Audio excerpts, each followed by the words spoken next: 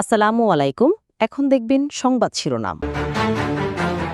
নতুন সংসদের প্রথম অধিবেশন আজ। স্পিকার, ডেপুটি স্পিকার চূড়ান্ত করবেন সংসদ নেতা তারেক রহমান। এমপি মন্ত্রীদের মার্জিত ও সতর্ক আচরণের নির্দেশনা প্রধানমন্ত্রীর।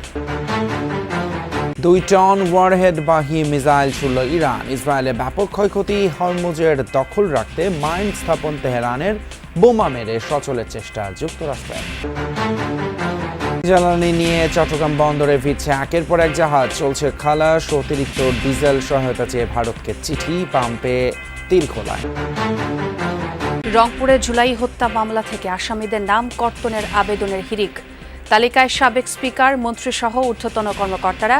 এমন এফিডেভিট গ্রহণযোগ্য নয় বলছে পুলিশ।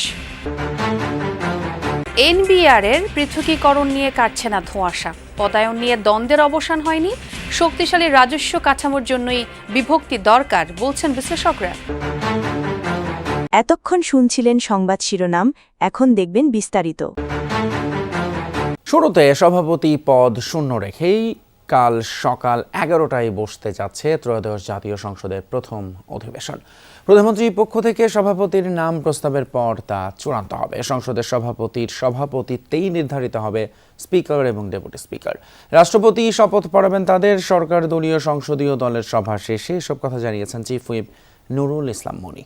স্থানীয় সরকার মন্ত্রী মির্জা ফখরুল ইসলাম আলমগীর জানান, সংসদ নেতাই সুপারিশ করবেন স্পিকার ও সভাপতির নাম।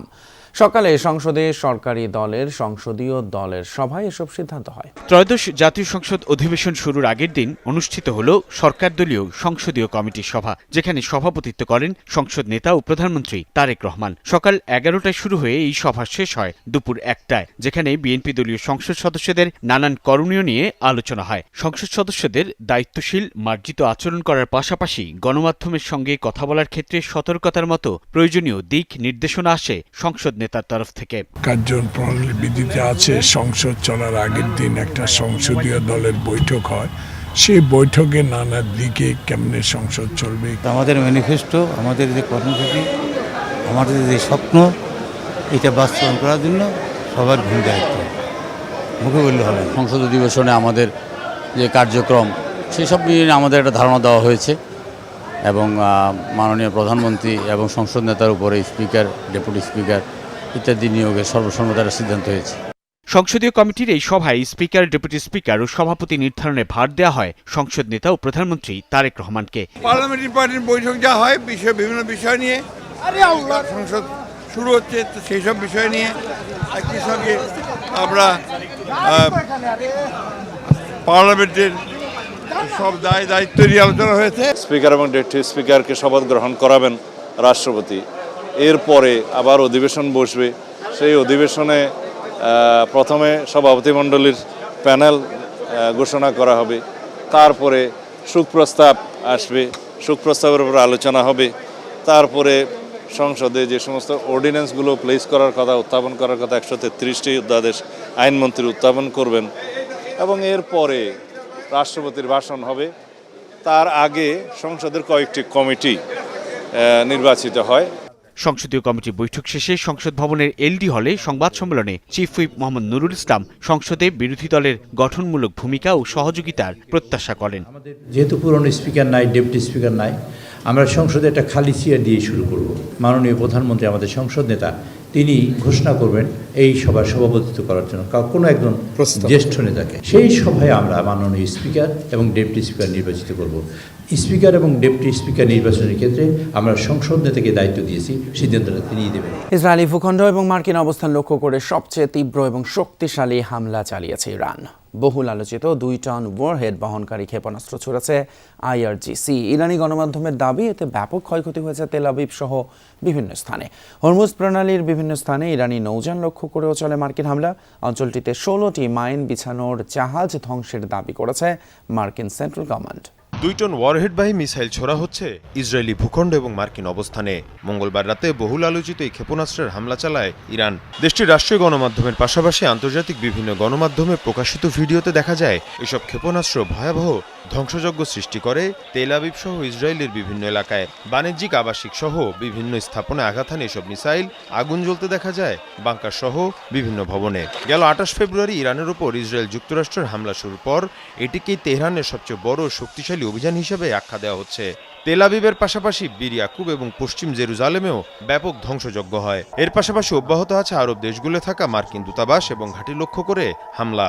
ইরানের হামলার কারণে আরব আমিরাত এবং ইসরায়েলের কনসুলেট বন্ধ ঘোষণা করেছে অস্ট্রেলিয়া। এদিকে আরব আমিরাতের উপকূলে একটি জ্বালানি ট্যাঙ্কারে বিস্ফোরণ হয়েছে। ধারণা করা হচ্ছে ইরানের ছোড়া ড্রোন অথবা মিসাইলের আঘাতে এই বিস্ফোরণ। এ অবস্থায় ইরানি ভূখণ্ডেও হামলার পরিধি বাড়িয়েছে ইসরায়েল যুক্তরাষ্ট্র। তেহরানের মেহরাবাদ বিমানবন্দর লক্ষ্য করে চালানো হয় ক্ষেপণাস্ত্র হামলা। এর পাশাপাশি ইরানের রাজধানীর আবাসিক এলাকাগুলো চলছে ক্ষেপণাস্ত্র এবং বিমান হামলা। এছাড়াও কোম, নাতানজ এবং ইস্পাহানেও ভয়াবহ হামলা চালিয়েছে মার্কিন বাহিনী।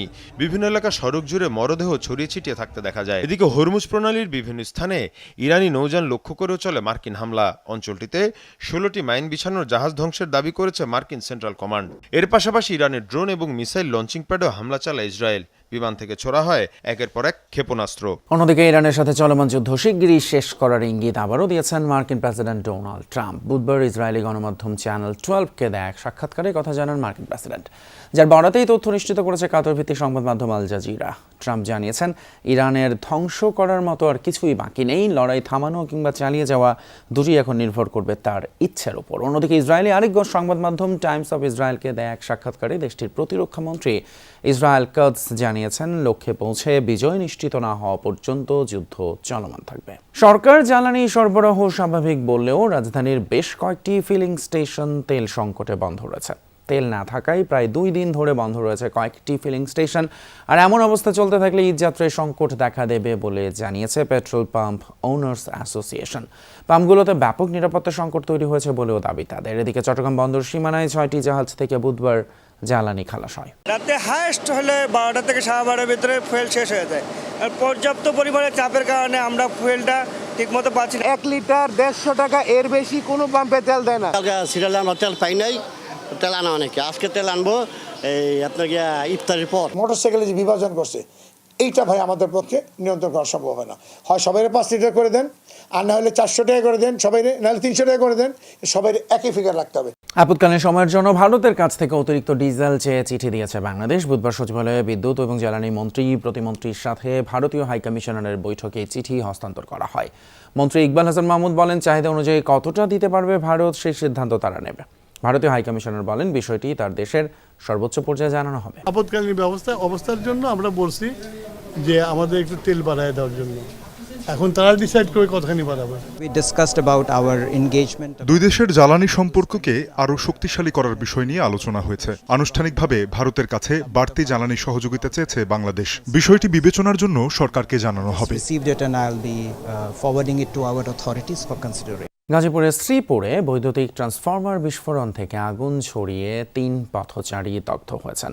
বুধবার রাতে শ্রীপুরের মাওনা চৌরাস্তায় আব্দুল শাহিদ সুপার ভিউয়ের সামনে বৈদ্যুতিক খুঁটি ট্রান্সফরমারে বিস্ফোরণ হয়। এতে সৃষ্ট আগুন আশেপাশে ছড়িয়ে পড়লে পথচারী দগ্ধ হন 3 জন।